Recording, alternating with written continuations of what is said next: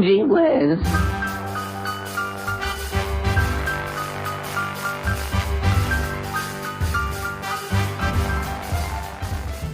Hello, friends. My name is John Henderson. Welcome to this series of old-time radio show episodes called Gee Whiz. These are stories of the schemes, trials, and loves of the typical American teenagers, Andy Hardy, Archie Andrews, and Henry Aldrich. We've got Archie on the way, but first an episode of the Aldrich family. This episode is originally from December 9th, 1948. The Aldrich family, based on characters originated by Clifford Goldsmith, and starring Ezra Stone as Henry, with Jackie Kelk as Homer. Henry Aldrich. Coming, Mother.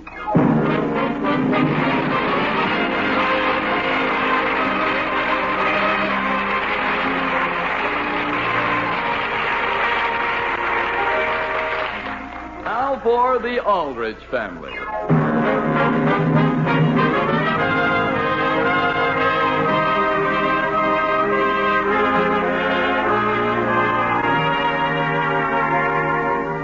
Typical teenage boys are always too busy to sit down and remember way back when. Like Henry Aldrich, they live only in the exciting here and now, with nothing to look back on and everything to look forward to. The scene opens in the Aldrich kitchen. It is morning. Alice!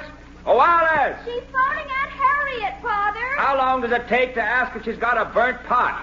Mary, be sure and use the fine side of the grater for those carrots. I am, Father. Now, what about the peppers and the cabbage? I'll get to work on those next. But, Mary, they go in first. Please start on them right away. Before I finish the carrots? Now, Mary, let's try to keep calm. Alice! Dear, I'm coming as fast as I can. What did Harriet say? Does she have one? Sam, I knew I shouldn't have phoned her. You mean she doesn't have a burnt pot? No, dear, and she was very insulted that I should ask. But, Alice, Pierre always used a burnt pot. And if he thought enough of me to send 4 genuine wild Canadian grouse, the least we can do is cook them in a burnt pot. Sam, they'll turn out just as well if the pot's clean. But... And just because you're cooking the dinner is no reason for upsetting my kitchen like this. Just look at it. This is a complicated recipe. If I'm going to be at it all day, I want things where I can put my hands right on them. All day? Sam, I refuse. Alice, you just wait. It'll be worth it. Mary, please hand me the onion. Henry and Homer are still out on the back porch peeling them. What? Mary, we have to start browning them right away. But I'm right in the middle of my peppers and cabbage. Now, Mary, let's take one thing at a time. Please tell the boys to hurry. Yes, Father. Alice, you know what we really need? A roaring fire of pine logs. Sam Aldrich, you're not starting any fires in my kitchen. Henry! Homer, is that Mary? I'm not sure, Henry. It certainly sounds like her. My goodness, Homer, are you crying? Mary, how would you look after 4 pounds of onions? Father wants to know if you finished peeling them. Homer, feel around and see how many are left. There's 4, 6, 7... Gee whiz, Henry, here's a funny one. Homer, let go of my toe. Toe? I thought it was kind of lumpy for an onion. I'll take in the peel ones while you finish what's left. And hurry, Father's ready to start Pierre's bird. Henry, who is this Pierre? Well, you know that moose head in my father's study? Yeah. That's Pierre. What? Well, that is, he was my father's guide when he bagged him. When he what? Bagged him, Homer, bagged him. He sends us something every year. Last year, he sent my mother a muskrat skin. No kidding. She's going to have it made into a coat as soon as she gets a few more. Boy, and this year he sent your father 4... Henry, what would you call more than one grouse? Grouses? Or is it Grice? Gee, either one sounds right. Did I tell you my father's using Pierre's own special recipe to cook them? He is. Boy, I can hardly wait to taste them. You? But Homer... That's one reason I love eating at your house, Hen. You never know what's going to show up on the table. Well, look, Homer... That's why I didn't mind getting here at 7:30 this morning to help out. Sure, and we appreciate it, Homer. And your father sure is a card. The way he's always joking about my showing up at meal times. Homer, I think you'd better excuse me for a minute. What's the matter? Well, there's a certain conference I better have with my mother. Okay. And Henry, ask her if there's anything I can do after I finish her onions. Mother? Effie, haven't you finished those onions yet? Why, not exactly, Father. Now, Sammy's doing the best he can. Well, please hurry. Mary, you're not chopping those peppers too fine, are you? Mother, I've got good news for you. You have? Yeah, Homer can make it for dinner tonight. What? I didn't even have to talk him into it. Dear, you mean you invited him? Well, not exactly. But don't you agree we should, considering that he's been crying his eyes out for us all morning? Henry, I like Homer. I like him very much. There's something about him that warms your heart. But he's got to learn to wait until he's invited. But what can I say to him? Just tell him he can't come tonight under any conditions.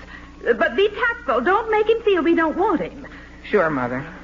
I'll do my best. My goodness, Sam, your potatoes are burning. I know, Alice. They're supposed to. Homer, old-timer. Look, Hen, I finished the onions. That's swell, Homer. Only, look, I just had a little talk with my mother, see? About me? Why, yeah, you happened to come up. And, Homer, you know what she said about you? What? You warm her heart. I do? And look, Homer, would it make you feel any better if my father took us to the movies tonight? On top of dinner? What? Well, Homer... Boy, what a swell family. Homer, you're not letting me... Here have I been a heel. Here I've been warming your family's hearts all these years, and what have I done in return? Nothing. Homer, I didn't mean that. You know what I'm going to do? I've got a present at home they'd love. Homer, wait. Let me finish. Henry, if I warm their hearts, monogram matches are the least I can give them.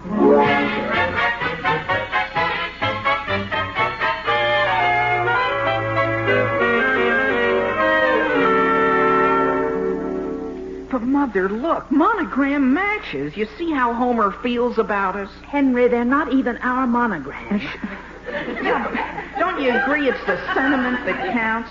So couldn't we forbid Homer to come the next time he's not invited? Henry, I told you to tell him not to come this time. But, Mother, you should have seen his eyes when I talked to him. They were sort of all watery. That was onions.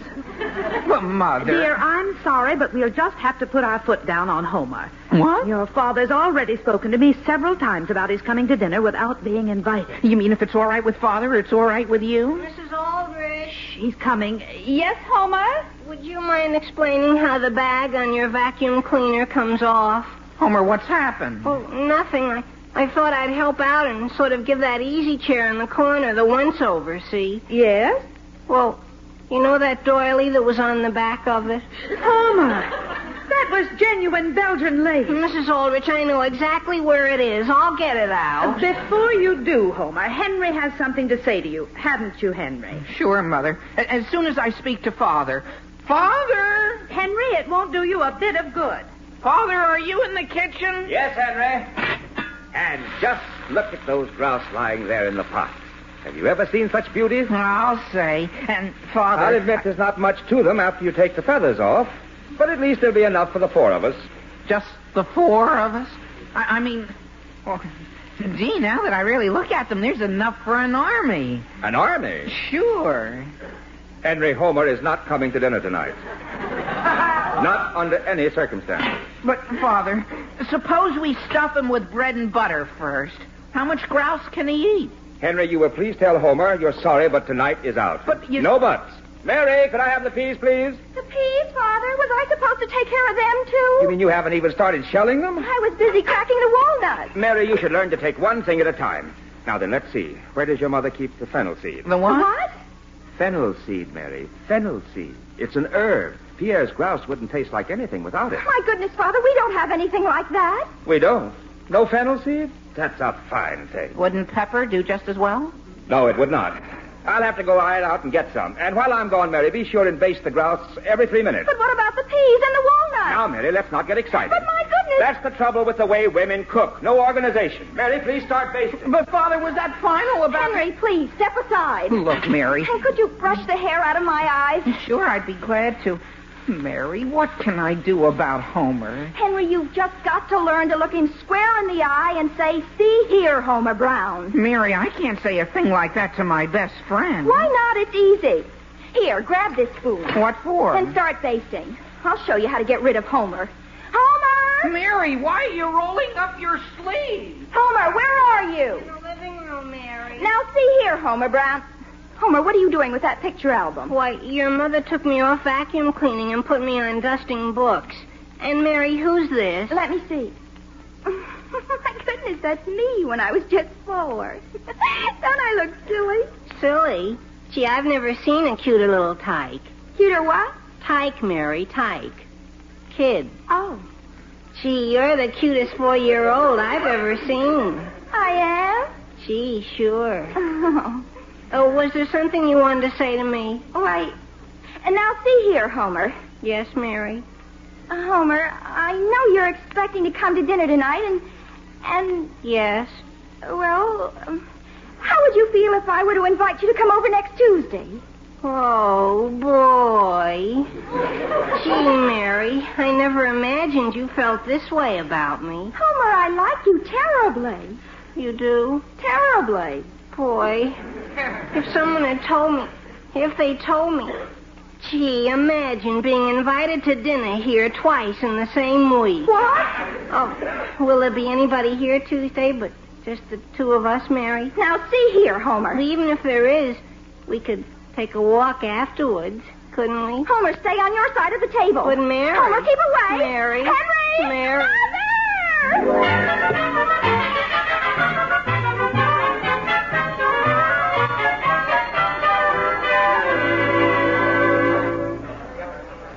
Oh, excuse me, miss.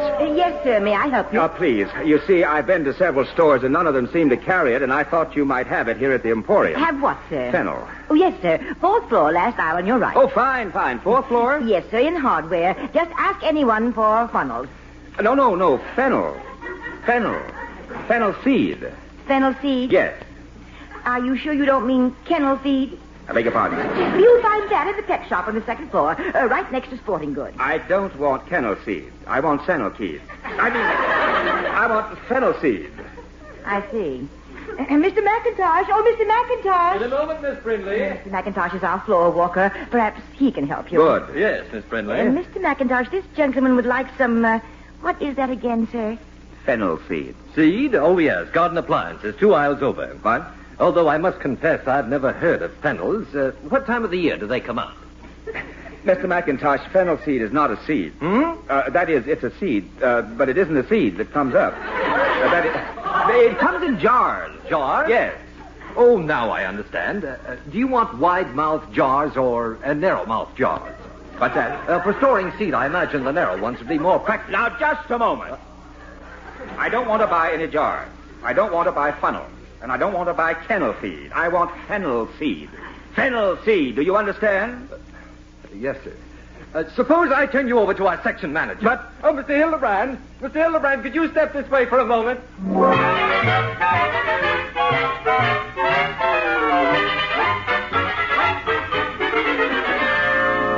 Mary, I must say I'm a little surprised at you. Surprised at me, Mother. What about Homer? I was nothing but an innocent victim. Mother, suppose we do this tonight. Suppose I split my grouse with Homer. Split it? Sure, I wouldn't mind doing without my drumsticks. Now, just a moment, dear. I don't want you to think I'm being stubborn. But if neither of my children has the courage to get rid of Homer in a nice, polite way, then I guess I'll have to. You, Mother? The time has come to be direct. Homer! Oh, boy. Oh, my goodness. What's wrong? If you're here, Henry, and I'm here, who's facing? Homer? Mrs. Aldrich, I finished dusting the books. Is there something else I can do? No, dear. Sit down, please. There's something I want to say to you. Sure, Mrs. Aldrich. Homer... Yes, Mrs. Aldrich. Homer, I'm going to tell you a little story. You are? Yes, dear. And I hope you get the point. Oh, I will, Mrs. Aldrich. I'm usually pretty good at stories. Good. Now, this is a story about a nice boy. And this nice boy could be anyone. He could be you, he could be Willie Marshall, or anybody. He could? Willie Marshall? Yes, dear. Now, we all like this boy. We like him very much. And we'd like very much to have him to dinner. It's just a question of his being invited. You see what I mean, Homer? Gee, sure. You do? Well, my goodness. Do you mind if I use the phone? Of course not. And I do hope this boy understands that we really like him very much. Gee, I hope so. And you sure have a big heart, Mrs. Aldrich. Thank you, Homer. Operator, give me Elm 997. Thank you. Homer, dear? Yes, Mrs. Aldrich? When you're through on the phone, why not come out here in the kitchen and have a piece of cake? Gee, thanks. Hello, Willie Marshall? Willie, this is Homer. I've got good news for you. You're invited to dinner tonight at the Aldrich's.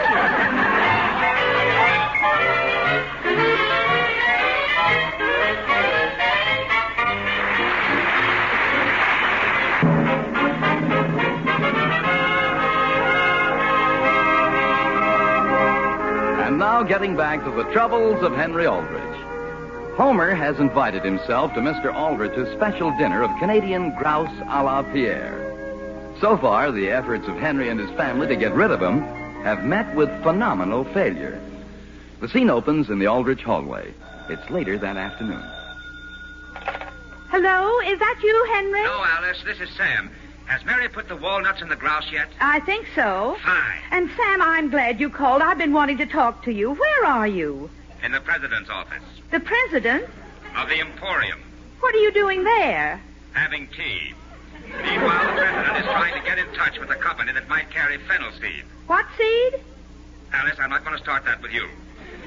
What do you want to talk to me about? It's Henry. He's disappeared. What? Without doing a thing about Homer. That's a fine thing. Why can't Mary tell him to go home? Dear, she refuses point blank to speak to him. Very well, Alice, then there's just one thing to do. You'll have to be firm with Homer yourself. I? Yes. But, Sam, I've already...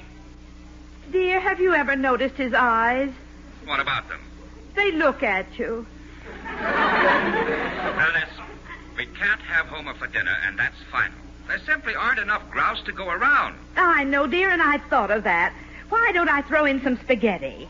Spaghetti? With my wild grouse? It would be filling. Alice, we couldn't. What would Pierre say? Does he have to know? And Mary's gone over to tell Willie Marshall not to come, so at least we won't have him on our hands. Willie Marshall? How did he get included? Why, Homer invited him. What? Now, dear, control yourself. Sam? Sam, have you hung up? No, Alice. I haven't hung up. Are you angry? Why should I be angry? I don't mind Homer's coming to dinner and eating my grouse. That's something I could get over, eventually. But why no one in my own family can do a simple thing like telling the boy he hasn't been invited is something I cannot understand. But, dear... That's all right, Alice. If no one else is capable, I'll just have to handle the matter myself. You mean you'll tell Homer? Yes. Good, I'll put him on. No, Alice, right now I have to track down some fennel seed. Some what? Never mind. And don't worry, I'll take care of Homer in my own way. Goodbye. Goodbye. Mrs. Aldrich, I finished chopping the wood. Is there anything else you'd like me to do? No, dear, and Homer... Gee, I can't just stand around with idle hands. Why don't I give the windows upstairs a going over? Homer, I really don't feel you should do any more. Gee, I don't mind. That's the least I can do for a couple of grouses.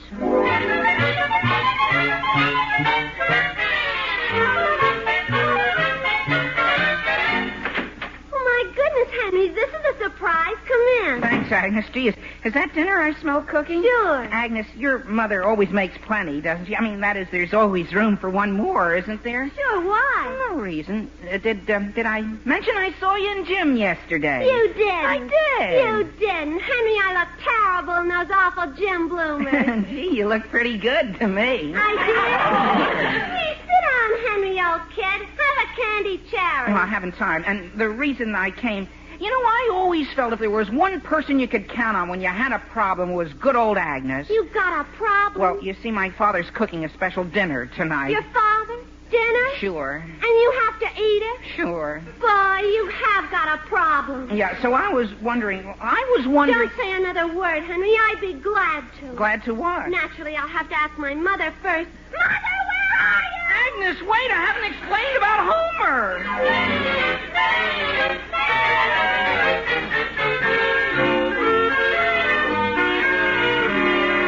Hello there, Sam. Well, I hope you don't mind my dropping in your office like this, Phil. Not at all. Homer tells me he's having dinner at your house tonight. Yes. Good. Well, the reason I came over... Before you go into that, Sam, there's something I have to take care of in the outer office. Oh? Make yourself comfortable. Oh, do you mind if I use your phone? Go ahead, Sam.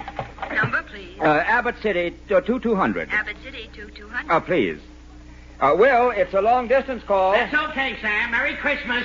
Why, thanks. Same to you. Hello? Abbott City Grocery Supply Company. Oh, how do you do? The Emporium in Centerville suggested that I phone you. I'm on the trail of some fennel seed. I beg your pardon. Fennel seed? Look, it's sort of an herb, you see. Oh, yes, sir. Hold on, please. What's that? Now, wait a minute. I haven't finished. Hello? Hello? Hello, who is this? This is Herb. Who? Herb, didn't you ask for me? Look, I'm trying to put my hand on some fennel seed. Fennel. Fennel. Oh, fennel seed. Now I get you. You mean you have some? Oh, yes, sir. Syrian or Arabian? What's the difference? Well, one's from Syria and the other's from Arabia. Oh, well, either one will be fine. Could you wrap some up for me? I'll get into my car and drive right over. Oh, yes, sir. What quantity? Oh, about 25 cents worth should be enough. 25 cents. I'm afraid you don't understand, mister. This is a wholesale establishment. Yes, I know. Some of the orders we place run as high as $10,000. Yes, I know. Well, very well, mister. How much do you want to order? Never mind now. We'll decide that when I get there. Goodbye. Okay, Sam, what's on your mind? Why, it's about Homer coming to dinner tonight. Sam, I want you to know how grateful we are. Grateful? Yes. If you hadn't taken Homer off our hands, Elizabeth and I wouldn't have been able to accept the Fergusons' invitation to their barbecue tonight. But Will, that's just it. What is? I'm afraid we can't have Homer tonight. You can't? I'm afraid not. You mean you're having other company? No. Alice sick? No. Well, what is it then, Sam? Well, you see... yes, I do see. And why don't you like Homer?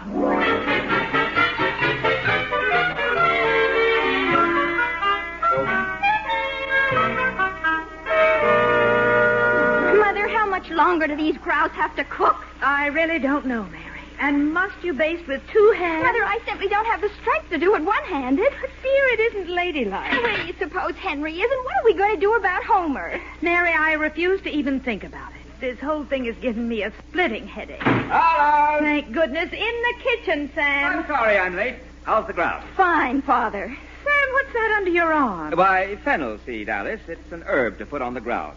Sam, a whole keg? Well, I got it wholesale, Alice. It was dirt cheap. Sam, it'll take us years to use it up. Alice, a thing like fennel seed gets used up in no time. Now stand back while I sprinkle some on the ground. Yes, Sam. There. Father, you hardly dropped in 3 grains. Mary, all it needs is a pinch. But how are we ever going to use up a whole keg if you go fooling around with pinches? Just smell that grouse. Yes, sir, there's nothing that tastes better than a meal you cooked yourself. What? Now, Mary? Father, does this mean the grouse are done? Yes, Mary. No more vegetables to peel, no more walnuts to crack, no bacon? No, it's finished. Thank goodness. Where are you going? Up to my room and collapse. But, Mary, it's time to eat them. Father, I never want to look at another grouse as long as I live. Mrs. Aldrich, Yes, Homer? if you're thinking of calling me into dinner, I'm in the dining room, polishing the silver. Sam, what are you going to do about Homer? I'm going to get rid of him. If Will Brown thinks he's going to eat barbecue at the Fergusons while we're having his son, he's got another thing coming. But, Sam... Alice, I have as much right to enjoy my dinner as Will has. Mrs. Aldrich, did you know the phone's ringing? Yes, dear. And as soon as I answer it, Homer, I want to have a little talk with you. Sam, I think I'll join Mary. But dinner's ready. I'm afraid this headache has ruined my appetite. I'll take the grouse into the dining room, then I'm going upstairs and lie down. You mean Henry and I will have to split the grouse between us? Hello? Hello, Father. Henry, where are you? At Agnes's. Henry, I've got good news for you. You and I are having 2 grouse apiece. We are? Yes, so come on home. But that's the whole thing, Father. I think I'm having dinner over here. What? Why? I think I talked too much. But, Henry, what about my wild grouse? Don't remind me, Father. We're having baked macaroni over here. Goodbye. But, well... Mr. Aldrich, I'm still in the dining room if you want to speak to me. What? Oh, yes. Is there something wrong, Mr. Aldrich? Sit down, Homer. Sit down. Yes, sir. About dinner tonight. Yes. About...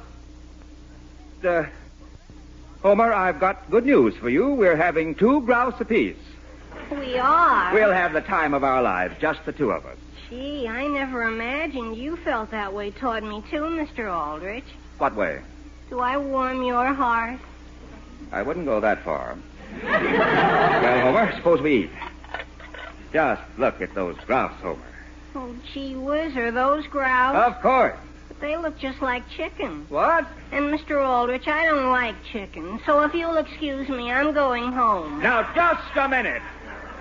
Homer, you sit down and eat.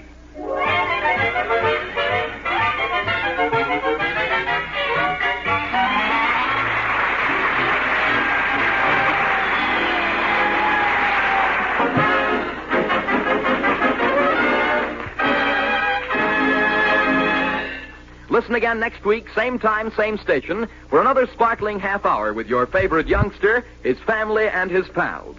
The Aldrich Family, starring Ezra Stone, is written by Clifford Goldsmith. That was the Aldrich Family from 1948, and now the Archies. 'Cause you gotta look before you leave. Love's too much, you gotta look before you leave. Always look for keeps, look before you leave.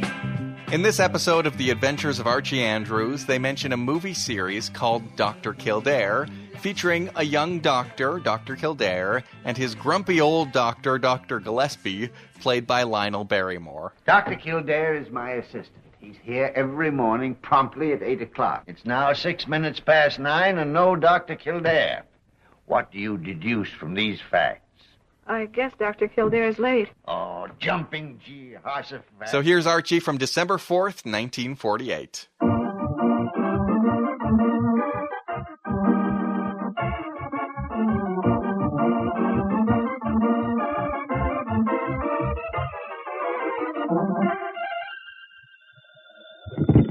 Hello? Hello, Jughead. This is Archie. Come over right away. It's a matter of life or death. Oh, relax, Archie.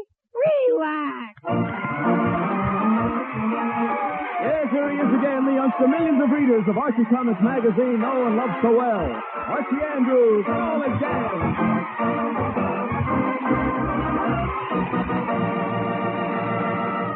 And now for our weekly visit to Riverdale. It's Saturday morning as we look in on the Andrews family, and we find Mr. and Mrs. Andrews in the kitchen having breakfast. More coffee, Fred? Fred, I said more coffee. Fred Andrews, did you hear me? Oh, coffee. No, thanks, dear. I don't have time. I'll be leaving for the office in a minute. Leaving for the office on a Saturday? Yes, dear. I had to go in today because... Good morning, Dad. Oh, morning, Archie. Mary, Morning, I have Mom. to... Good morning, dear. Mary, How's everyone this morning? Fine. Mary, Dad, could I see you about something very Archie, I important? am trying to talk to your mother. Do you mind? Gee whiz, Dad, I'm sorry. I just wanted to ask you something. Well, it'll just have to wait till I'm through explaining to your mother why I'm going to the office today. Okay, Dad, okay. Okay. Okay. Archie. All right, Dad, all right. All right. Now, Mary, as I was about to say before I was so rudely interrupted, I'm going to the office today because I had to see Bob Lodge about a very important deal. Oh, really? Yes, I've been after the old sourpuss for 2 weeks now to try to get that order. Well, what's the trouble, dear? Well, every time I've tried to see the old goat, he hasn't been feeling well. So he said come in today. Oh, I see. And now, Archie, what did you want to ask me about? Well, Dad, it's about Christmas. Well, what about Christmas? Well, it's only a few weeks away, you know. Archie, I know that perfectly well. Now get to the point. Well, Dad, the point is money. Money? Uh-huh. What about money? I don't have any. That doesn't make the least bit of difference. What? No money? You mean you have no money to buy Christmas presents with? Well, not a penny, Dad. Somehow I forgot all about saving up for Christmas this year. Oh, fine. Well, Archie, before this goes any further, let me say that the answer is no. You'll get no extra money from me. Oh, but Dad, I know that may sound hard-hearted, but the fact remains, when I was a boy your age, young man, I didn't go to my father for money. Who did you go to? I went to my mother. No. I didn't go to anyone. You didn't? No, I didn't. I went out and rode my own hoe. Hoed my own row. That's what I did. I hoed my own row, and I expect you to do the same. But I can't. Why not? No hoe. Oh, right. Right? Archie, you don't need a hoe. That's a figure of speech, meaning I earned my own money, made my own way in the world, like any man should. But, Dad, Archie, nothing you can say will change my mind. Christmas or not, you'll get no money from me for presents. There's still plenty of time for you to earn some money between now and Christmas. But, Dad, No buts about it. No buts. And I have to get to the office now. Goodbye, dear. Goodbye, Archie. But, Dad, wait, Dad, I gotta have some money. Gee whiz, now, how do you like that? Now, Archie, your father's right. Wait, huh? It's your own fault you haven't been saving for Christmas, and there's still plenty of time to earn some money working on Saturdays or after school. But, Mom, where am I going to find a job now? Where? Just tell me where. Well, since you ask, Fudd's Drugstore's one place. Huh? Yes, I was in the drugstore just yesterday, and Mr. Flood told me he was looking for a boy to run errands and help around the store. Gee whiz, he is? Yes, he said he'd pay $15 or $20 a week for the right boy. 15 or 20 a week? You mean dollars? Yes, dear, dollars. Oh, boy. Oh, boy. Oh, boy. Why, Mom, I'd only have to work for 2 weeks and I'd have more money than I'd know what to do with. $15 or $20. Why, I could get all kinds of presents for everyone. Why, I could Archie, get that if you're interested in that job, I suggest you go down and see Mr. Flood instead of sitting here spending money you haven't earned yet. Mom, I'm on my way right now. And you know something, Mom? What? If I get that job, you get an extra Christmas present for being my agent.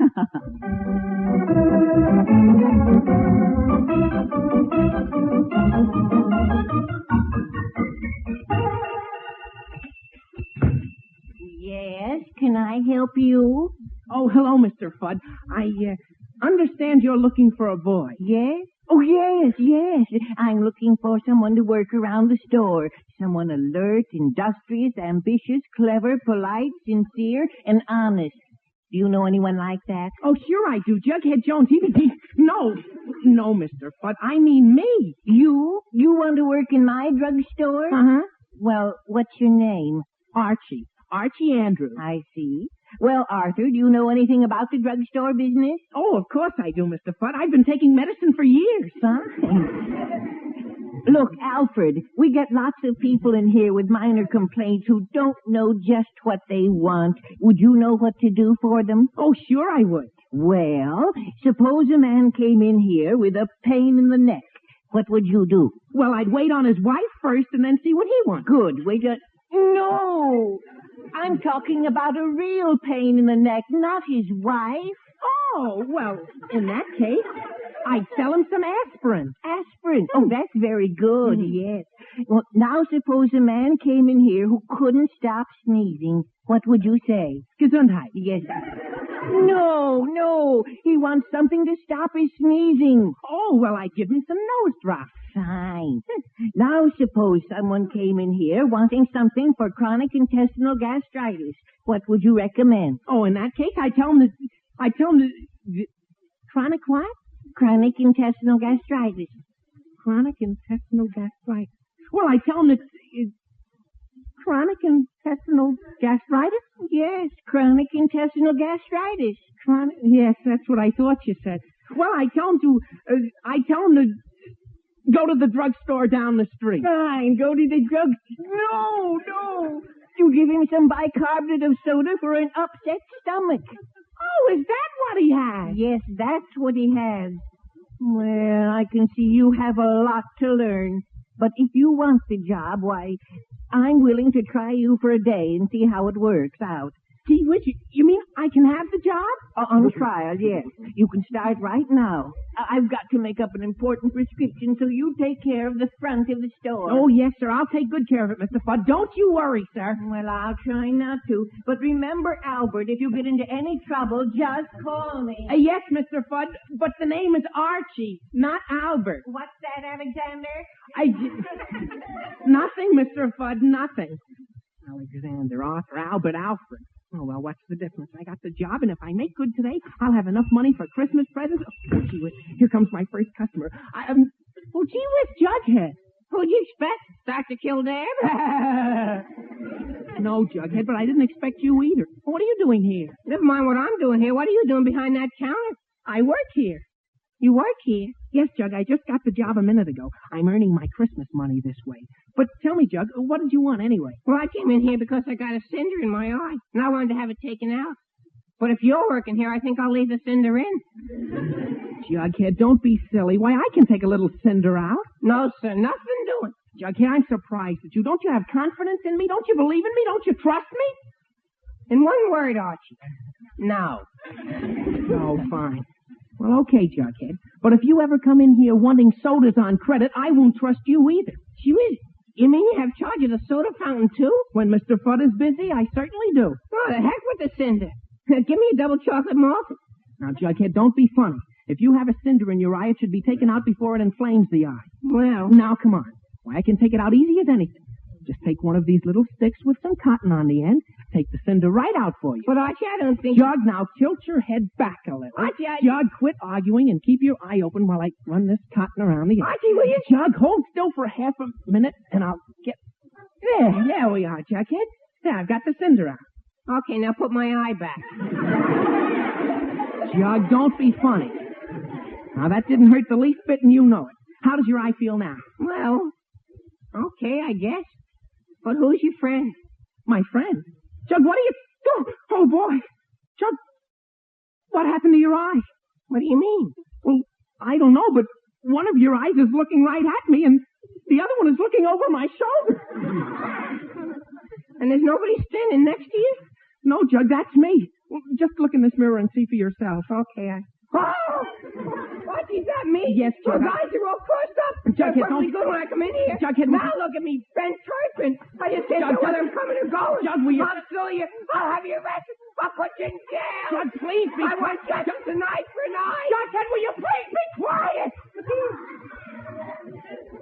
Who, me? Yes, you. Now, Jug, if you'll just calm down for a minute, I'm sure we can do something to fix... What's going on here? What's going on here? Oh, boy, Mr. Fudge. Something cockeyed's going on here. Arthur? What is all this noise about? Well, Mr. Fudge, I can explain. This is my friend Jughead, and he came in here a minute ago with a cinder in his eye, and, well, I was taking it out, and his eye got twisted around, and, well, he can't get it back in place. Oh, good heavens. Young man, let me see your eye. Oh, okay. What you shot me for? Well, young what man, kind of drugstore is it? First they made me cross-eyed, and then they beat me up. Jughead, will you please shut up? Oh, me? Yes, you. Mr. Fudd slapped you for a reason. Your eye went right back into place. Gee whiz, it did? Yes, it did. Now, look in this mirror again. Gee whiz. Oh, boy. I'm beautiful again. Yes, Jug, you're beautiful again. Mr. Fudd, I'm awfully sorry I caused all this trouble. I should think you would be. Abraham, I'm afraid I'm going to have to let you go. Oh, but Mr. Fudd, no, I need the job. Please, I won't get into any more trouble, I promise. I'm sorry, And if you let me stay, why, Jughead will work here, too, for nothing. What? Yeah, I'll be glad to work here for nothing. What? Now listen, Archie, Jug, be quiet. Just think, Mr. Fudd. You'll have an assistant clerk and an errand boy, all for the price of one. Well, all right, Andy. I'll give you one more chance. But I've got to get that prescription finished so you stay out of trouble, you hear? Oh, yes, Mr. Fudd. Yes, I will. And thanks a lot. Gee whiz, Archie, what's the big idea of telling him I'd work here for nothing? Jughead, I only told him that. But as long as I stay here on trial, I'll give you half of my salary. Oh, okay. That's better. That's much better. How much is your salary? Well, while I'm on trial, nothing.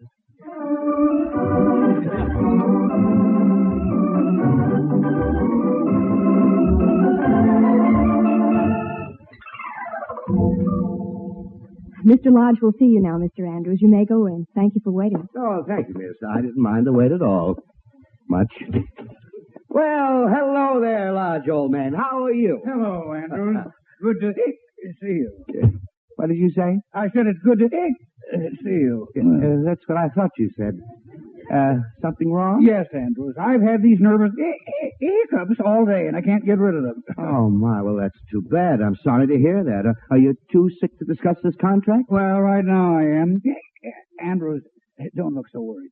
Just wait a few minutes, and we can get down to business. Why, what's going to happen in a few minutes? Well, I'm having a special prescription made up down at Fudd's Drugstore, and as soon as that prescription gets here, why, Andrews, I'll be as good as new. Ah. Yes, sir, just as soon as it gets here.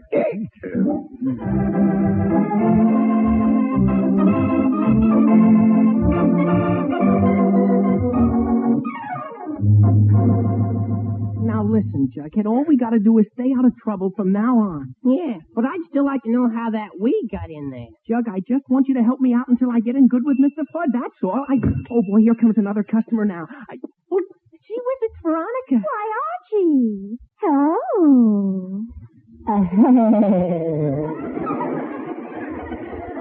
Hi, y'all, Archie.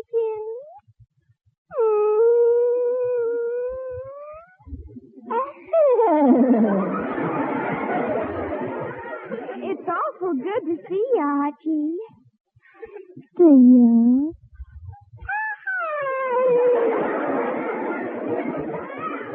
Jughead. Hi, Veronica. But whatever are you and Jughead doing behind that counter? Oh, I work here, Veronica, and Jug's helping me out. Work here? My goodness, do you really? Yes, sir. I'm a working man now. Just tell me what you want, and I'll be glad to serve Oh, you. well, that's wonderful. Here's a whole list of things that Mother wants. Fine. Jughead, make up this order. Me? Now, listen, Archie. Jughead, can't you even do me the favor of filling an order so I can talk to Veronica for a minute? Gee whiz, okay. Give me the list, Veronica. Well, here you are, Jughead. Okay. I'll get the stuff if I can find it. Now, Archie, what did you want to talk to me about? You? Me? What about me? Well, only that I think you're wonderful. Oh, Archie, do you really? Mm-hmm. In fact, you're terrific, Veronica. Especially your eyes. My eyes? Uh-huh. They're just like corn pads. Corn pads? No. Jughead, what are you talking about? About corn pads. It says so right on this list. Oh, great. All right, Jughead. Put the corn pads down and get the other stuff. Oh, okay. Oh, that's Jughead. Now, Veronica, where were we? You were telling me why you think I'm wonderful. Oh, yeah.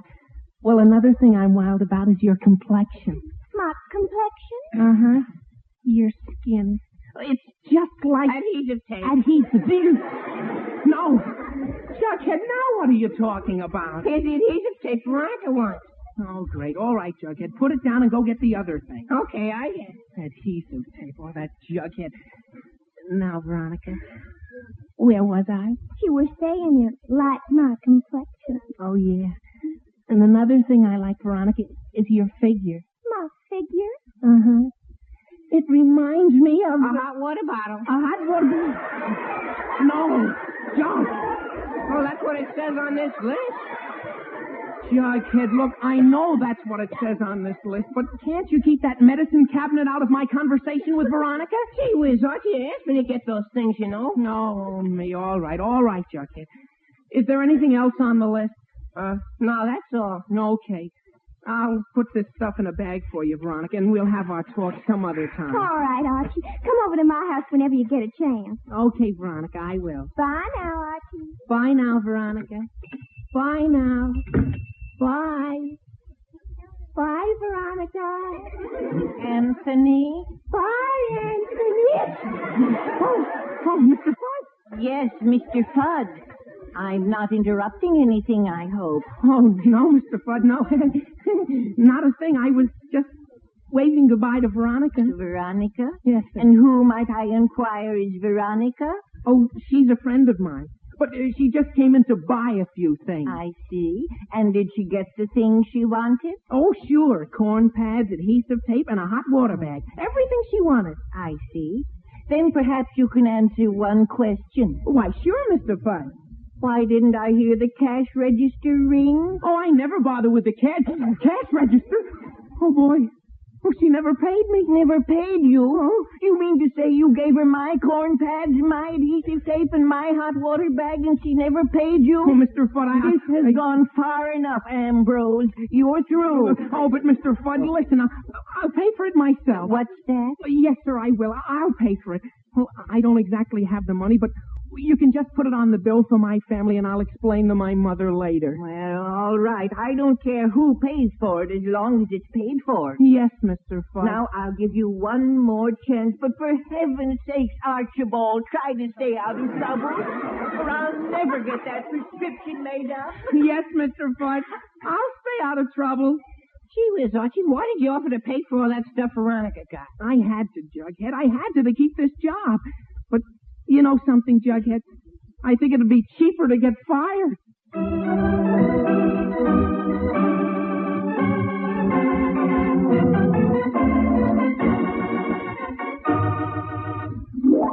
Well, how are you feeling now, Lodge? Right. Oh, that's too bad.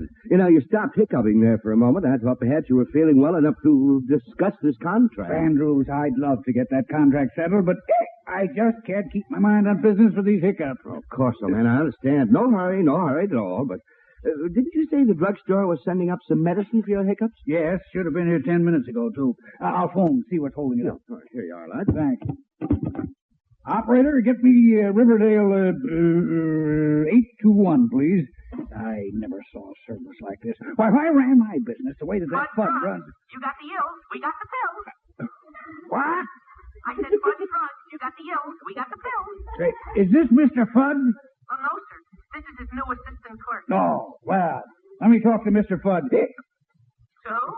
Let me talk to Mr. Fudd. Well, I'm sorry, sir, but there's no one here by the name of Fuddick. No. Not Fuddick. I want to talk to Mr. Fudd. Oh, do you mean Mr. Fudd? Yes, Mr. Fudd. Oh. Tell him Mr. Lodge called.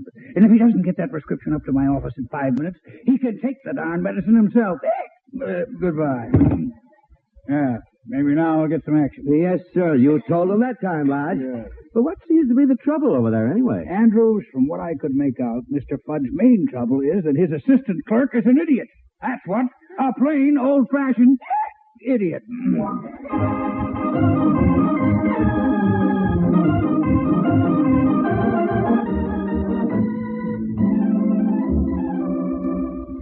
Jughead, did you give Mr. Fudd that message from Mr. Lodge? Yeah, and Mr. Fudd said if you'd only keep out of trouble for 2 minutes, maybe you could get the prescription finished. Okay, Jug, from now on, we gotta stay out. Oh, gee, here comes another customer now, and oh, gee whiz, it's Betty. Gee whiz. Why, Archie, what are you doing here? Hi, Betty. I work here. Oh, golly, you do? Yep. When Mr. Fudd's busy, I watch the store. And I watch Archie. Oh, hi, Jug. Hi, Betty. But how long you been working here, Archie? Oh, just today, Betty. I took the job to earn some Christmas money. Oh, golly, that's wonderful, Archie. I'm awfully proud of you. Working for a salary. Oh, it's nothing, Betty, nothing. Yeah, so's his salary. Jug, be quiet. But tell me, Betty, what can I do for you? Well, Archie, I came in to get a soda. A soda? An ice cream soda? Uh-huh, a chocolate frosted. Uh-oh. Betty, something tells me you'd better settle for a glass of water. Jughead, be quiet. Betty, you come right over here and I'll make you the best chocolate frosted you've ever seen. Yeah, and you might be able to drink it, too. Jug, for the last time, be quiet. Okay. Okay. Now, where's the metal mixer? Oh, here it is. Attaboy. Now, the ice cream scoop? Here it is. Attaboy. Now, let's see. This should be the chocolate ice cream right in here. Yes, sir, chocolate ice cream. Now, I take a scoop of ice cream, like that. And now, Betty, I'm going to toss the ice cream way up in the air and catch it in the glass just like the real soda jerks do. Oh, now, Archie, never mind the tricks. Just make Betty, it's easy as can be. Now, watch. I toss the ice cream high into the air, and it lands right in the dishwater. Gee whiz, I missed. You sure did. Archie, I told you not to try any tricks. Betty, it's okay. I'll do it this time. I got to learn sometime. Now, I just take this scoop of ice cream and toss it high into the air, and it lands right on the floor. Gee whiz, I missed again. Oh, Archie, maybe you better Nothing doing, Betty, nothing doing. I'm going to learn this trick if it takes all day. And all the ice cream in the store. Jug, be quiet. Okay. Now, I take the ice cream and I toss it high into the air, and it lands right in the... Gee whiz, where'd that one go to? What hit me? Gee whiz. Golly. Oh, Mr. Fudd, it landed right on his head. A Fud Sunday. Jug, don't be funny. What hit me, I say? Amos, what is this on the top of my head? It isn't hair. Jug, be quiet. Mr. Fudd, it's ice cream. I was trying to make a chocolate frosted. Ice cream on my head. Now, Mr. Fudd, I can explain. You see, I was the last straw. Absolutely the last straw. Agnew, you're fired. But, Mr. Fudd... You're fired. I say fired, and I don't want to hear another word. Oh, but Mr. Fudd, it's all my fault. You've got to leave here right now. What did you say, miss? I said it's all my fault, Mr. Fudd. I ordered a chocolate frosted, and I asked Archie to make it by throwing the ice cream in the air and catching it in the glass. But, Betty... And I'll be glad to pay for all the ice cream he wasted. Oh, well, in that case, since you're a customer, I suppose it's all right. But I warn you, Addison, this is the last chance you get. Absolutely the last chance.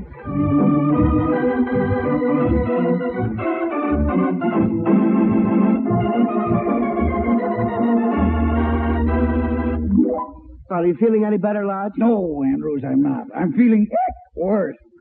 What's keeping that prescription? Now, calm down, old man. Calm down. No sense letting this thing upset you. Suppose we just call the drugstore again. Andrews, I got a better idea than that. I'm going down to that drugstore, by George, and get that medicine if I have to make it myself. And while I'm at it, I'll give that guy a piece of my mind. Lodge, that's a great idea. Yes, sir. In fact, I'll go right along with you and help.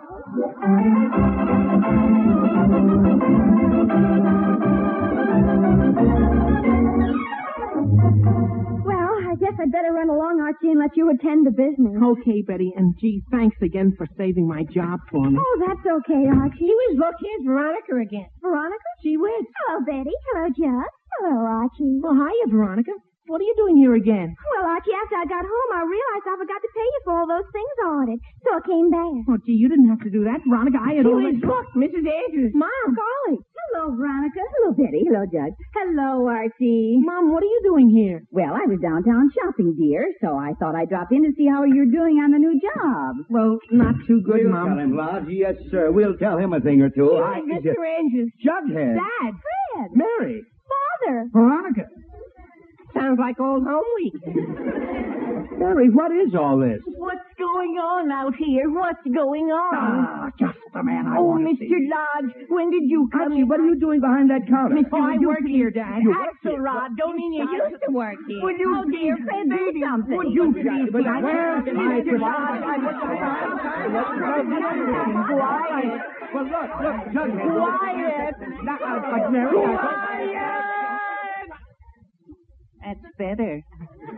Now listen to me, all of you. This nonsense has gone far enough. Too far, in fact. It so happens I'm trying to run a drugstore here, not a crazy house. Do you understand that, Arnold? Yes, sir. Who's Arnold? Fred, be quiet. All right. Then it's high time I straighten things out around here. First, Anthony, you're fired. Yes, sir. Who's Anthony? Fred, quiet. And that goes for your assistant, too. Yes, sir. Now, young lady, what do you want? I was just going. All right.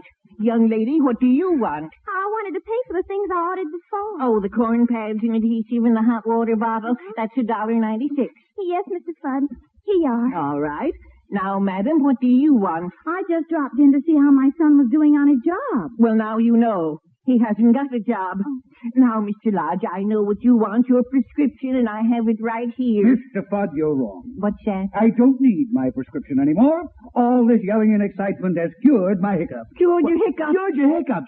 Lodge, you mean you feel all right now? Better than I have in weeks. Yes, sir. We'll go back to my office, Andrews, and sign those contracts right now. Well, I'll be darned. Everything's turned out all right after all. Yeah. Except I'm out of a job. Oh, yes. Well, Archie, tell me, did you get this job as a result of our little talk this morning? Uh-huh. Well, son, you made a good try. And since Mr. Lodge here is going to give me a fine big order, don't you worry any more about getting your Christmas money. Gee whiz, Dad, you mean you'll give me Christmas money? Yes, son, all you need. Well. Mr. Fudd may not agree with me, but I think you've earned it. So come on, everybody, the sodas are on me.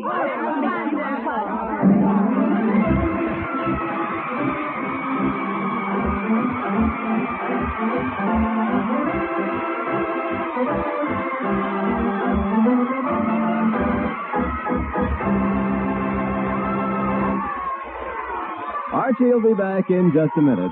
But first, one of the easiest things in the world for parents to do is figure, oh, well, the children are still young yet. When it comes time for sending them to college, we'll get the money somehow.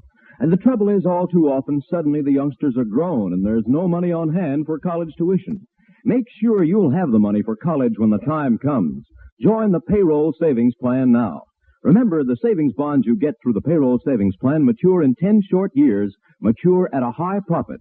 For each $3 you save now, you get back $4. For each $300, you get back $400. So think about it this weekend. And on Monday, see your company cashier about joining the payroll savings plan. Now back to the Andrews. Everyone's happy again and have just finished the sodas Dad bought in anticipation of the order he's about to get for Mr. Lodge. Oh, gee. Thanks a million, Dad. Thanks. That was a swell soda. Yeah, thanks, Mr. Andrews. Oh, thank you, Mr. Andrews. You're welcome. You're welcome, kid. Glad you enjoyed them. Well, Lodge, what do you say? Shall we get back to your office now and sign those contracts? All right, Andrews. That's a good idea. What'd you say? I said that's a good...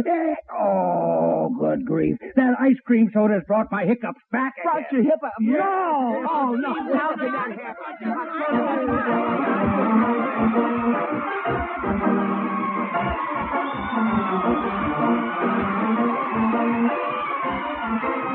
You've been listening to another chapter of The Adventures of Archie Andrews, written by Carl Jampel and based on a copyrighted feature appearing in Archie Comics magazine. Archie was played by Bob Hastings, Jughead by Harlan Stone. Mom and Dad Andrews are played by Alice Urman and Arthur Cole. Veronica and Betty by Gloria Mann and Rosemary Rice. Also in the cast were Walter Vaughn as Mr. Lodge and Bill Griffiths as Mr. Fudd. This program is produced and directed by Kenneth McGregor. Listen next Saturday for more of the merry adventures of Archie Andrews. This is Bob Sherry wishing you all a very pleasant weekend. So long. Stay tuned for Meet the Meeks, which will be heard immediately over most of these stations. Yes, sir, it's cold and flu season. That was Archie from 1948, and this is the Aldrich family from November 30th, 1952. Be sure to fight communism and enjoy the show. Now it's the Aldrich family on NBC. But first, this is Bob McKenzie. Beginning Monday over most of these stations, two of your favorite NBC friends will be coming to you at a new time. The first will be Bob Hope and his quips and comments. And by the way, Bob's guest editor this coming week will be screen star Ann Baxter. The second will be that master of the easy style, Dave Garroway. Now, a lot of us have gotten into the habit of tuning in, the boys, so check your newspaper for broadcast times and listen at the new time Monday for two of the most entertaining 15 minutes in radio with Bob Hope and Dave Garroway. Now it's the Aldrich family on NBC.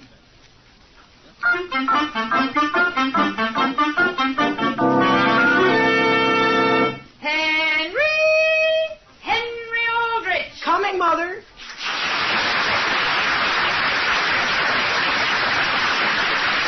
Yes, it's the Aldrich family is transcribed, written by Clifford Goldsmith.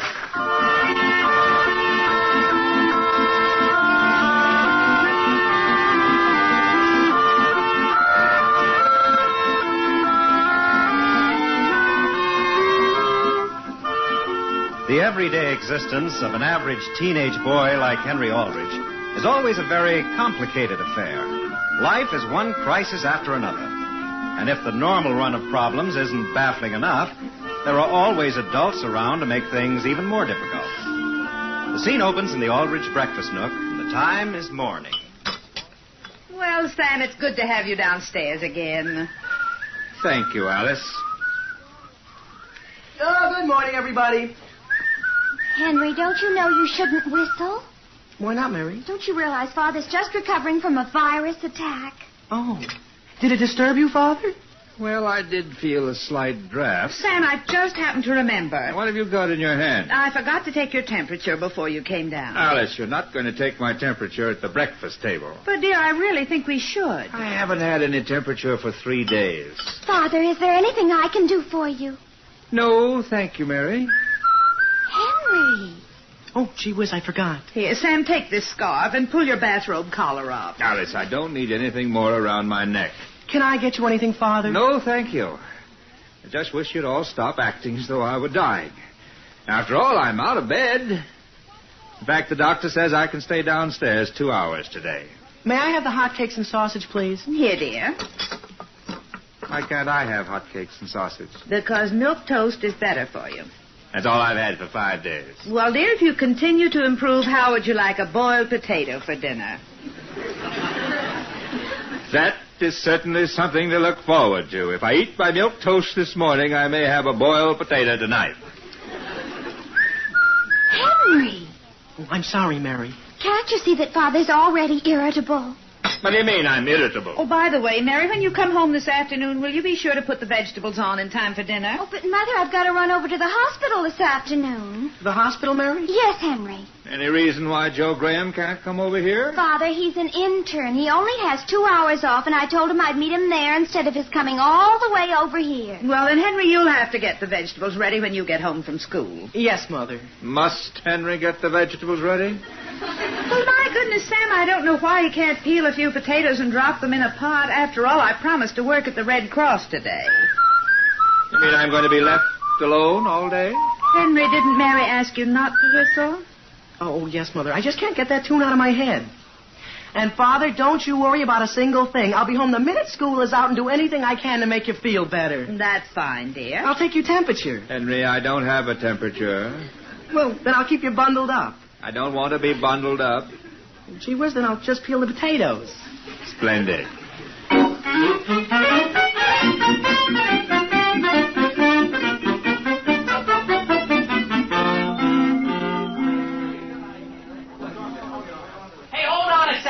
Hey, Henry, wait a minute. I'll walk down the hall with you. Well, hurry up. We'll be late for biology. You done your assignment for today? Well, I sort of glanced through it, Homer, but that's all right. I don't have to know it. What do you mean you don't have to know it? Homer, I got Miss Walker's system all figured out. Haven't you ever noticed what she does? Sure. What? Well, she always calls on us alphabetically. That's a fact.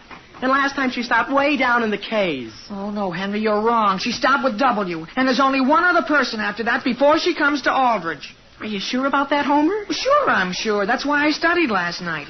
Today she's a cinch to call on the A's and the B's. Well, gee whiz, let me start studying this. Well, you haven't time to cram now, Henry. The bell's going to ring any minute. But once, Homer, once back last November, she got up to W and then started going backwards. Well, how do you know she's going to do it again? Well, she might, Homer. She just might. Boy, I pity you if she doesn't, though, Henry. This is the last period of the day, and she'll make you stay after school. But, Homer, I just can't stay after school today. Why not? Well, I have to go right home and peel my father. What? I mean the potatoes. Well, what do you have to peel potatoes for? Because we're going to eat them. Oh. Come on, cut it out. Homer, you know what I think I better do, maybe? What? Get an excuse to go home and just skip biology. Well, what do you tell Mr. Bradley? Well, I'll just tell him frankly that I've got to put the potatoes on. But, Henry... Homer, you go on to class. I'm going to go into Mr. Bradley's office here. Henry, will they take potatoes for an excuse? Well, I don't know why they wouldn't. They're perfectly legal. Well, so long, Henry. So long.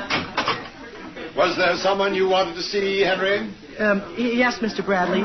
If you haven't got anything on your mind. Yes. Come in. Yes, sir. Mr. Bradley, I'd like to be excused from biology today. You would? What for? Well, I've got to help my mother get some vegetables ready. I see. You feel vegetables are more important than biology? Well, but I've also promised to get home and take care of my father. Your father is ill? Yes, sir.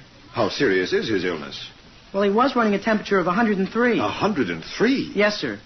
That was about 4 days ago, and nobody knew what it was when I left this morning. The doctor wouldn't say, huh? My father wouldn't even let anybody near him with a thermometer. Well, I'm sorry to hear that about your father. Yes, sir. Henry, is there any reason why your mother couldn't prepare the vegetables?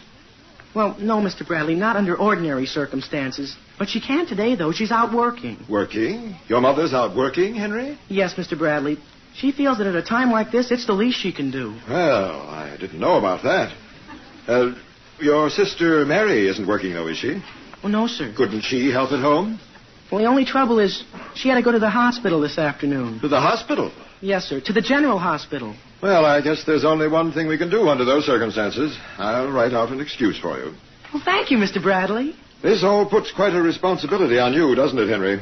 Oh, I don't mind, Mr. Bradley. And I'm sure my entire family will appreciate this. Now that I remember, your father wasn't present at the luncheon club Monday. No, Mr. Bradley. Come to think of it, I don't believe he was present last week either, was he? No, sir. It was just a week ago today he began to go under. And how's your mother holding up? Well, you know Mother. Father keeps saying he wishes she wouldn't try to be two places at once. She'll exhaust herself. And him, too. Here's your excuse, my boy. Well, thanks again, Mr. Bradley. And, Henry, don't you worry too much about your schoolwork during this. No, sir, Mr. Bradley. I'll try not to.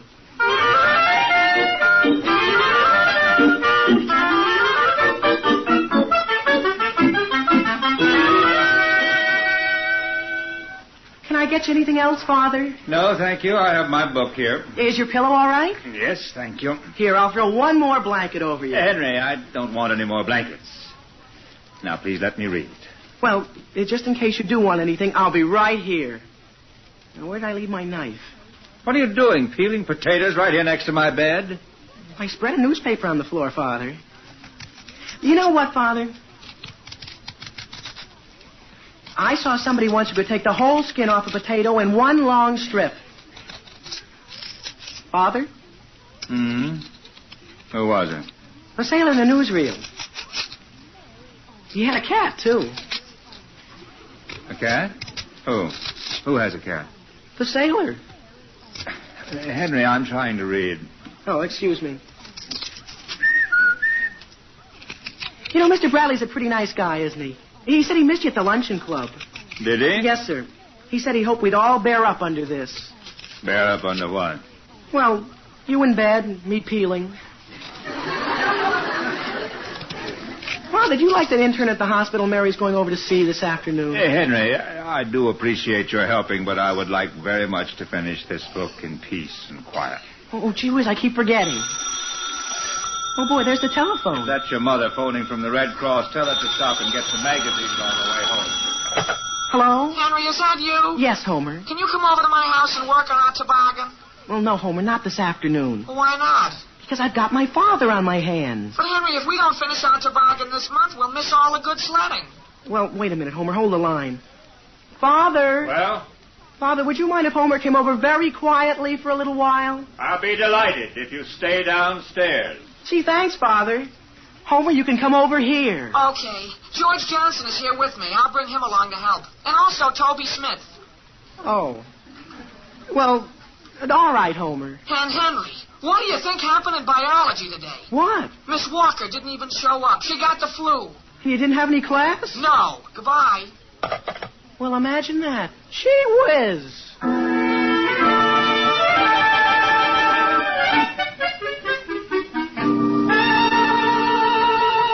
Hello? Hello? Hello? Is that you, Johnson? Yes? This is Bradley up at the high school. Yes, Bradley. You're on my committee at the luncheon club, aren't you? Your committee? The sick committee.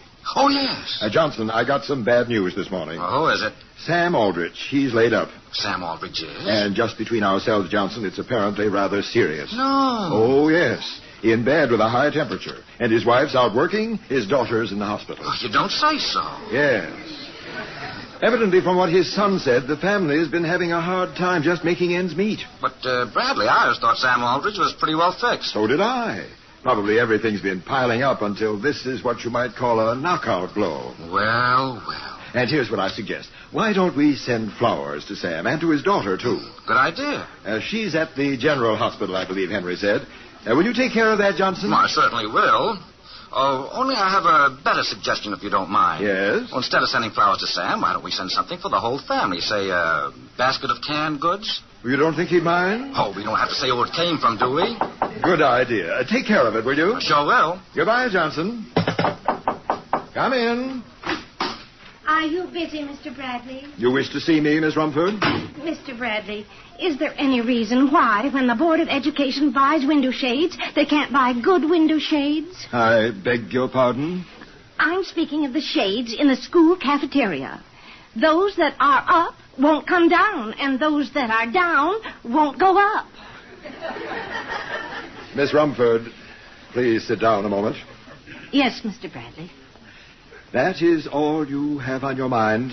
But, Mr. Bradley, there are 14 windows in the cafeteria. I'm afraid, Miss Rumford, some of us don't know what trouble really is. But you have Venetian blinds, Mr. Bradley. That is not what I'm referring to. Miss Rumford, let me tell you about a student in this school.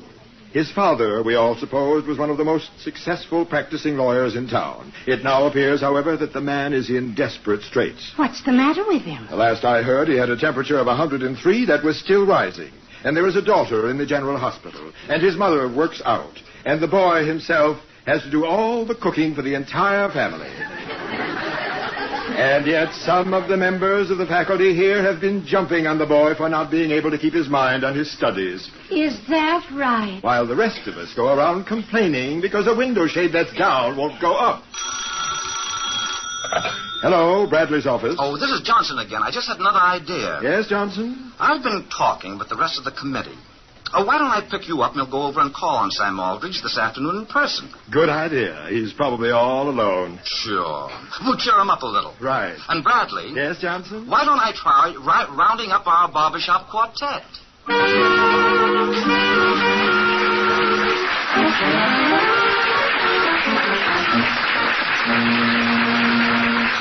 We'll return to the Aldrich family in just a moment. Fight communism by joining the Crusade for Freedom, the independent movement of the American people which supports Radio Free Europe and Radio Free Asia. These two freedom networks are shattering the isolation which the Kremlin has imposed on its slave states. As a private enterprise, Radio Free Europe and Radio Free Asia can hit hard. Exiles speak to their own countrymen, weakening the Reds' morale and authority. They identify informers, denounce brutality, ridicule and expose the falseness of the communist line. They spike the hate and lie campaign of the Soviets against the free world and spread news the communists would try to suppress. Religious and educational programs meet the spiritual and intellectual needs of its listeners. Broadcasts to youth tell the truth about communism and the free world. Help build more transmitters for Radio Free Europe and expand the operation of Radio Free Asia. Send your contribution to Crusade for Freedom, care of your local postmaster.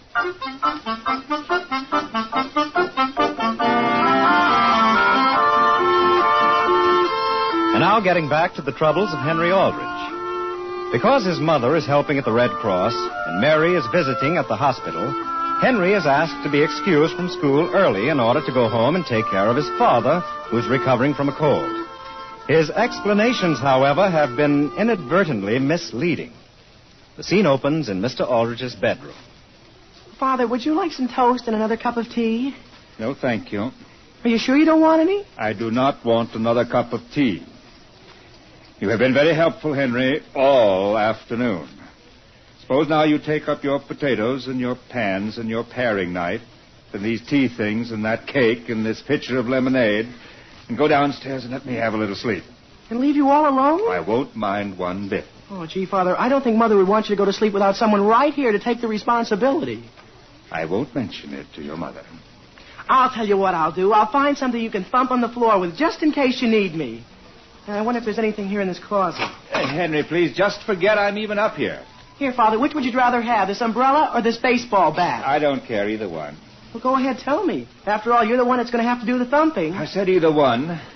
Well, I guess the bat would make the most noise. All right, then, give me the bat. Well, here, I'll give you both and you can make your own choice. Now I'll just take this tray down. What was that? The top of the butter dish. Oh, well, I'll get it. It's right here by your bed. Just leave it there. Yes, sir. Goodbye for now. Whoops. Oh, I'll come back to that one, too. Now, you needn't come back for it. Just leave. And if you don't look out, you're going to drop another. I got it. You don't have to worry about a thing, Father.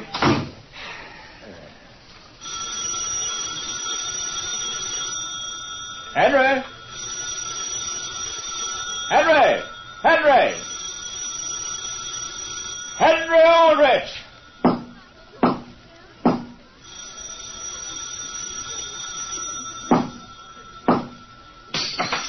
That's a fine thing. Henry! Were you calling I, Father? I was. Please answer the telephone. Oh, yes, sir. Then pick up what's left of this butter dish. Yes, sir. Hello? Hello? Who is it? What number did you call, please? Father, what number did you call? I didn't call any number. Well, I guess you called the wrong one. Operator, it's our mistake. Well, isn't that strange? Listen, Father, what do you think I found downstairs? What? Well, just as I went down, I happened to see somebody running off the front porch. So I opened the door, and there was a great big basket of groceries. Why did the boy leave them at the front door? Well, I don't know. It's canned goods and oranges, and there's 2 chickens. Good. Apparently your mother's planning to have a real dinner for me for a change. And right on top of this basket, there was a card. What does it say? Head up, chin up, chest up, grin. Step up, buck up, pep up, grin. Why would the grocer leave a message like that? Probably the price of chicken has gone up again. Will you please pick up that broken dish? Oh, yes, Father. Ouch! Well, imagine that. What's the matter? Oh, it's all right. I just cut my finger on a piece of the dish. Let me see it. It isn't anything. If it's as deep as it looks, you'd better put something on it. Well, I'll get something in the bathroom. Don't worry about it, Father. Henry! Henry! Henry! Henry, where are my slippers? Hello? May I speak with Mrs. Aldrich, please? Mrs. Aldrich isn't here. Is this Mr. Aldrich? It is. Well, this is Miss Rumford. the cafeteria manager up at the high school. Yes? Mr. Aldrich, do you suppose Mrs. Aldrich would like a part-time position in our lunchroom? I beg your pardon? It wouldn't pay a great deal, of course, but she'd get her lunch free, and after all, that would help. Will you say that again very slowly, please?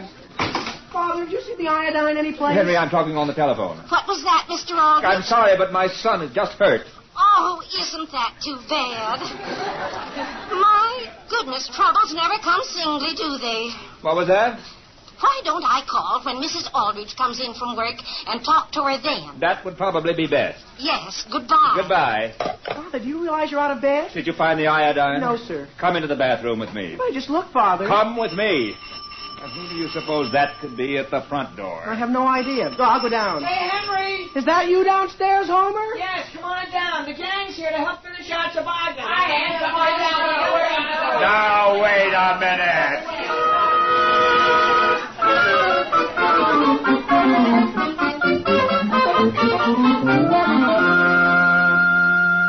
Boy, Toby, you don't know a darn thing about fixing toboggans. I sure do, Homer. When you sand the bottom, you gotta hold the sander like this. Oh, wait a minute, fellas. Look, if we're going to make any noise, we shouldn't stay here in the living room. But, Henry, we stopped hammering on the toboggan, didn't we? Well, sure, George, only I think my father can still hear us. Why don't we go down in the basement? Because, Homer, I have to be here when my father calls for help. Come on, George. When we finish the sander, we're all through. Okay, Toby.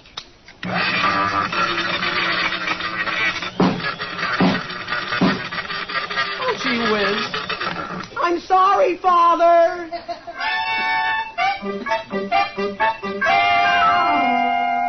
Now keep it quiet, fellas. Toss the football here, Toby. Now to me, Homer. Yeah. Nice catch, George. Back to me. Here I am, Toby. Boy, what a pass. Here you are, Homer. Wait, Henry, I'm tying my shoelace. Oh, gee whiz. I'm sorry, Father.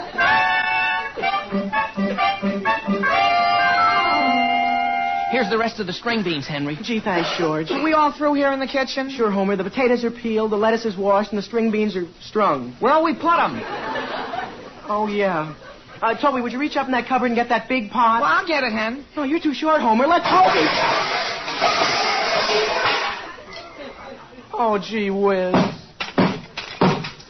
We're sorry, Mr. Aldrich. Father, did you know you knocked some plaster out of the ceiling? What's that? Goodbye, Mr. Aldrich.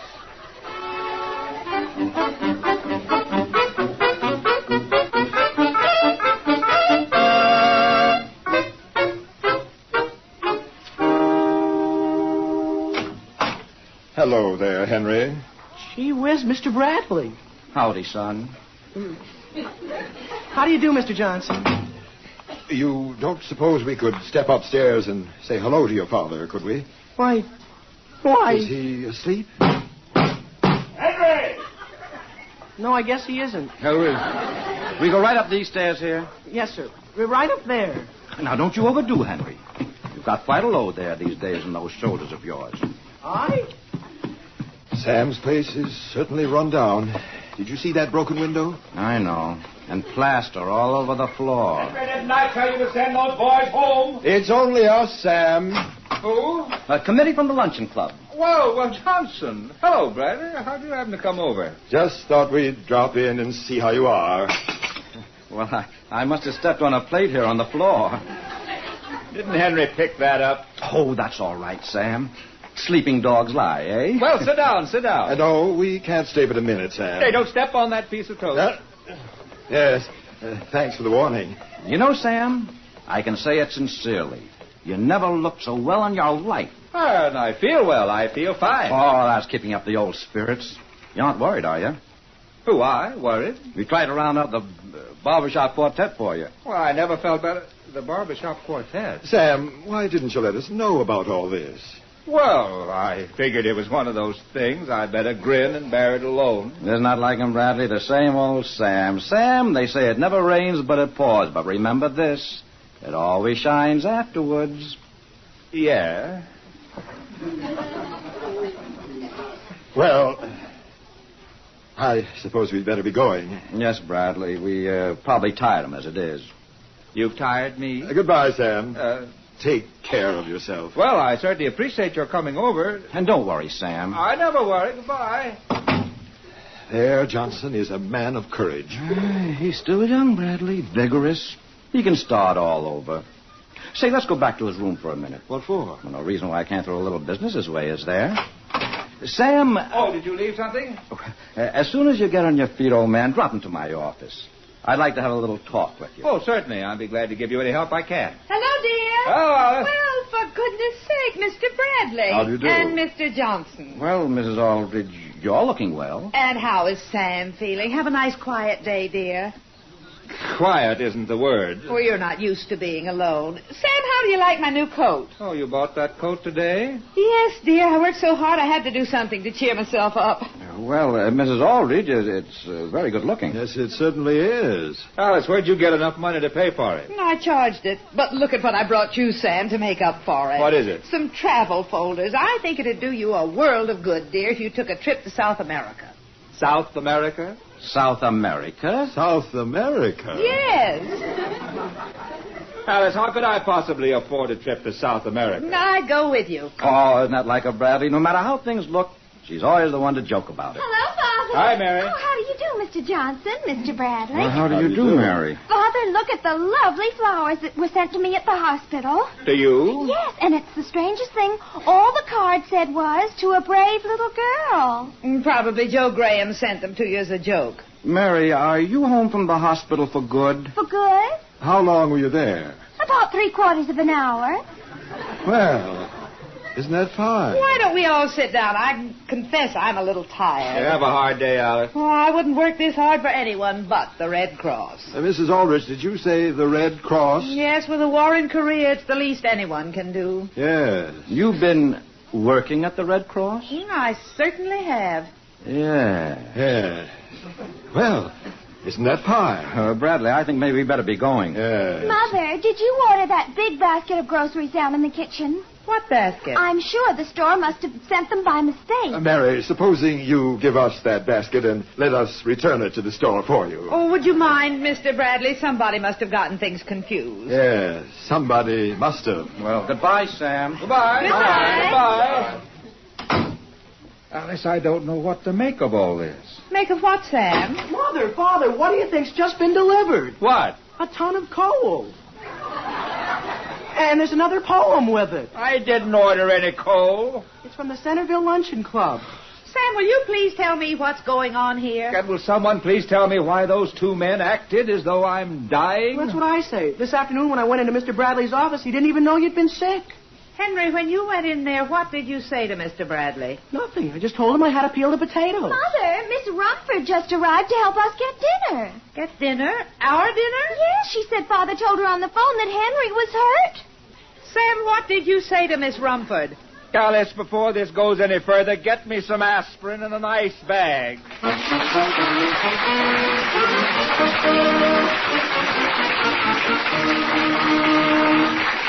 In these days of world crisis, when our nation and its citizens need spiritual strength and guidance, all of us should think about what religion means to us and to our country. More than anything else, it is religious faith that makes our way of life possible and worthwhile. During this month of November, people of many faiths are joining in a great Religion in American Life campaign. Wherever you are, whatever your faith may be, you're asked to join in this campaign. Take your problems to church this week. Millions leave them there.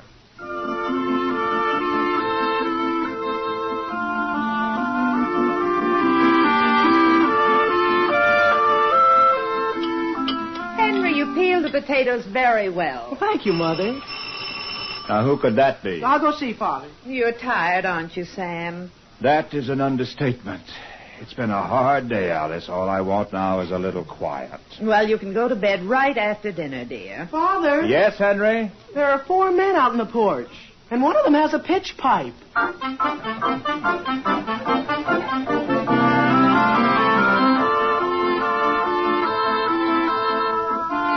The Aldrich Family is transcribed as written by Clifford Goldsmith.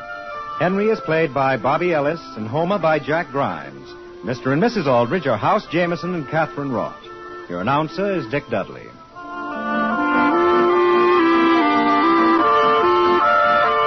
Listen again next week, same time, same station, for another sparkling half hour with the Aldrich family. Good night, everybody.